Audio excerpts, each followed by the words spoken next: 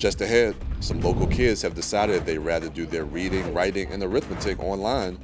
Plus, the cleanup continues as huge chunks of the Key Bridge are hauled away. And it's Wednesday, so it's time for our Pet of the Week. Those stories and more, CTV News starts now.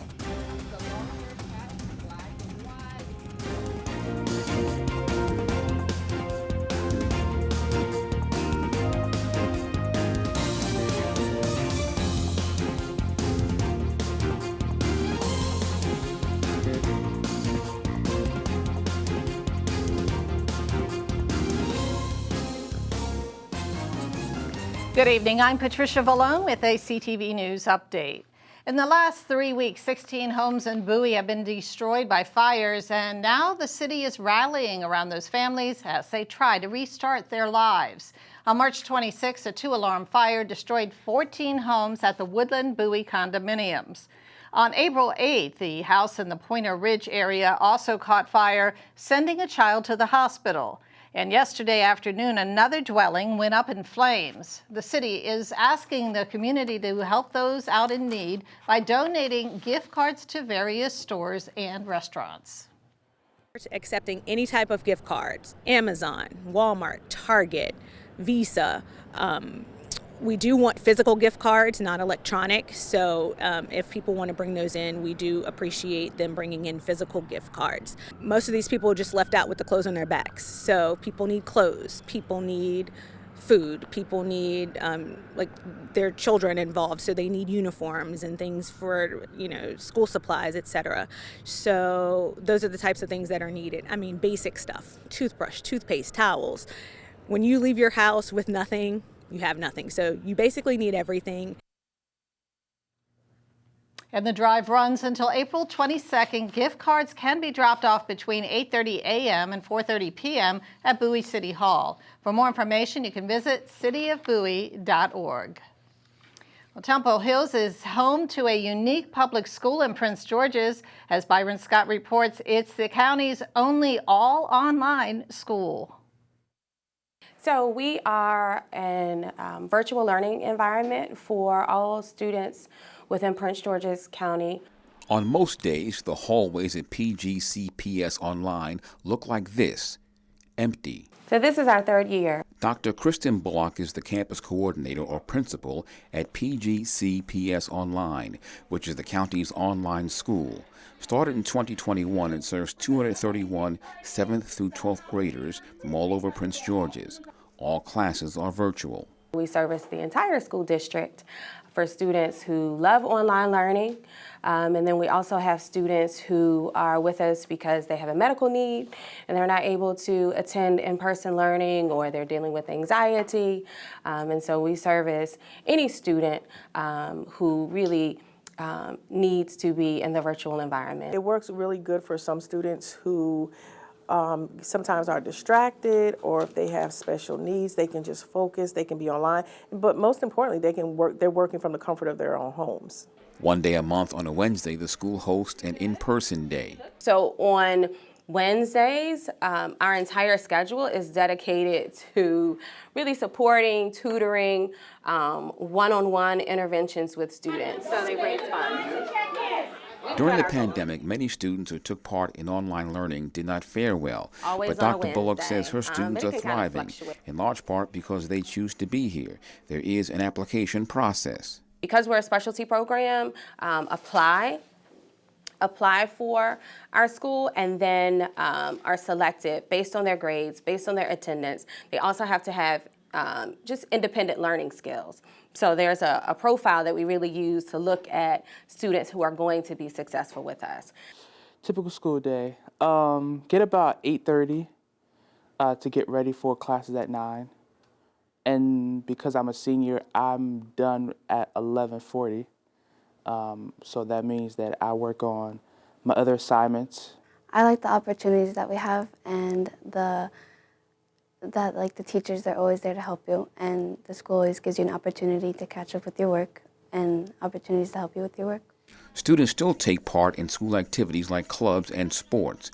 Today they planted trees, all of it aimed at planting the seeds of a bright future. As of curriculum-wise, curriculum is very much intense, but it's all going to be like worth it in the long run.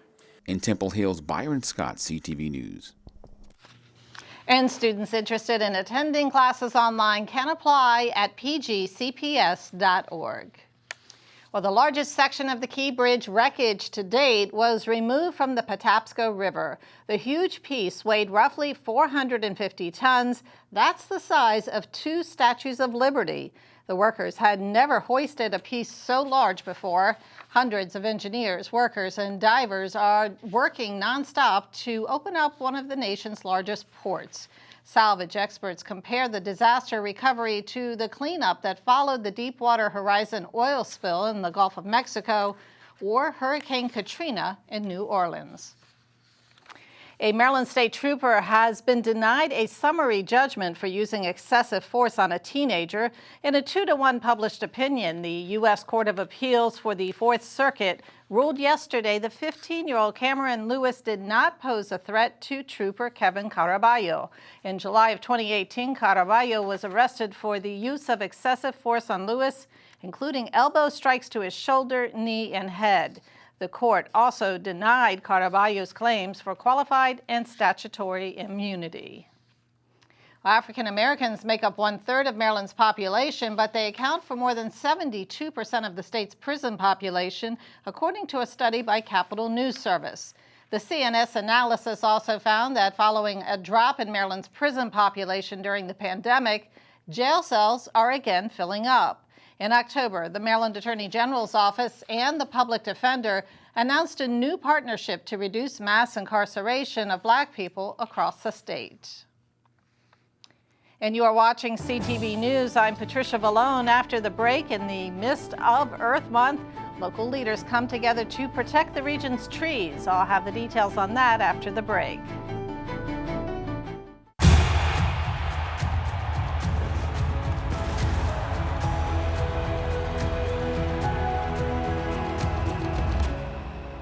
Breathe. Love what you do and you've already won, my parents used to say. My parents whose smiles were my first finish line, who championed respect, whose resilience built mine. Even more than I wanted a gold medal, I wanted a heart of gold, like the mentors who were my balance beams, refusing to let me down, and the coaches who spoke out to anything out of bounds. Heroes who never stood on podiums, but stood up for me. Every shot I made, give the assist to those who since my youth were referees, ready to blow the whistle and end abuse.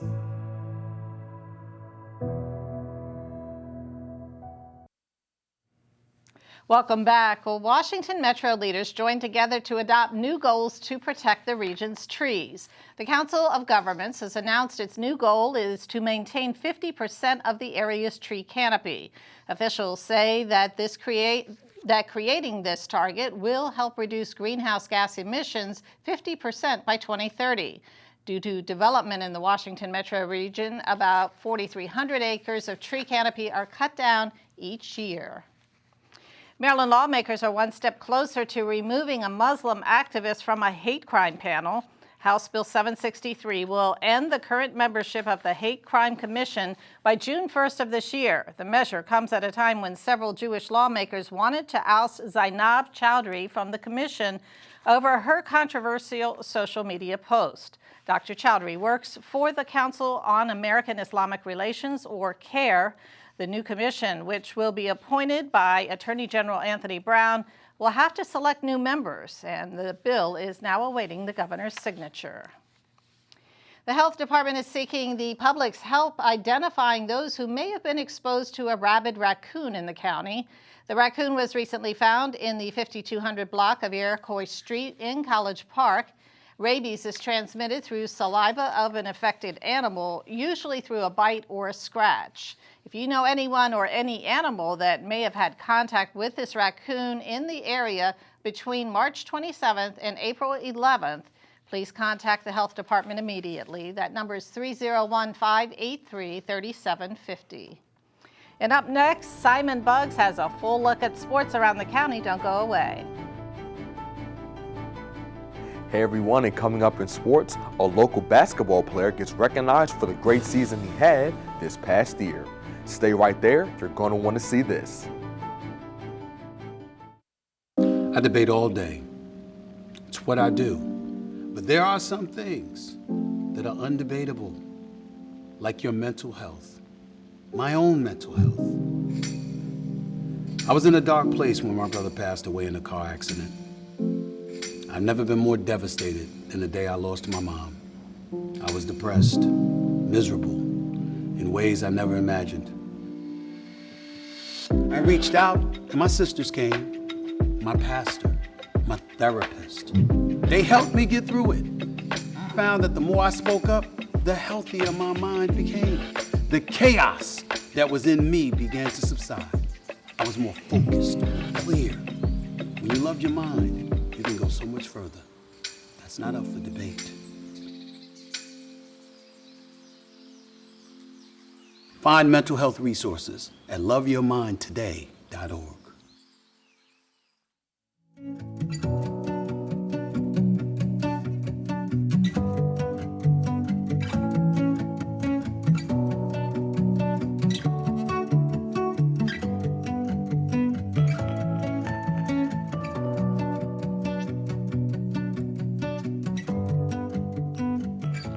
It's now time for your favorite part of the show, our pet of the week. Meet Roscoe, a 3-year-old domestic long-haired cat.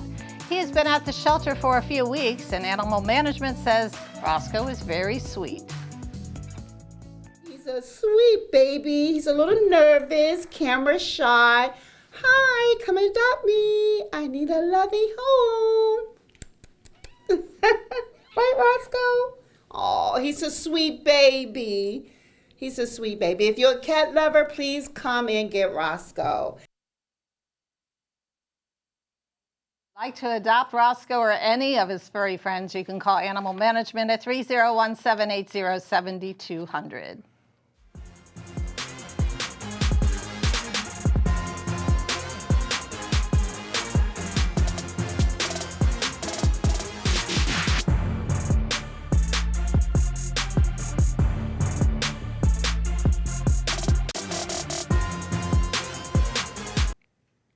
Okay, sports fans, the time has come, the start of your midweek sports page. Starting with some high school basketball news, Largo High School boys basketball player Cam Ward is coming off of a great season. And his stellar season was recognized as he was named the Player of the Year for the state of Maryland. Ward's averages of 26 points, 12 rebounds, 2 blocks, and 2 steals propelled the Lions to a 25-2 record, and the team also made their second straight appearance in the state championship game. And the Lions came out on top, winning the game 66-52, thanks in large part to Ward putting up 29 points, 16 boards, and 6 blocks in the matchup. Congratulations on the achievement, Cam. You certainly deserve it. Moving on to college football, Terps wide receiver Ja'Shawn Jones is less than 2 weeks away from possibly hearing his name get called during the NFL Draft. This past season, Jones was a third-team All-Big Ten. He also led his team in receptions, receiving yards, and receiving yards per game. The Florida native ended his career in College Park, ranking 5th all-time in the program's history in receiving touchdowns with 14. I caught up with Jones recently, and he explained what he thinks sets him apart from other receivers in the draft. I can do a lot for a team. I think I can help a lot offensively and special teams-wise. I feel like not a lot of guys as receivers want to do what I like to do on the field as far as blocking and covering kicks, returning kicks. I think that adds a lot of value to my game. The NFL Draft begins on April 25th. Now to the world of baseball, multiple high school teams will be taking the diamond tonight. Bladensburg will match up against High Point, Laurel will be at home against Eleanor Roosevelt, and lastly, Northwestern will attempt to avoid back-to-back losses in their game against Duval. All games begin at 4:30. And wrapping up sports, the Terps softball team will be in action later on today. The Lady Terps will take the field against UMBC at 6 o'clock. And that wraps up your Wednesday sports page. Simon Buggs, CTV Sports. All right, thanks, Simon. And that wraps up our CTV News Update. Join us again tomorrow at 4:30. Have a great night.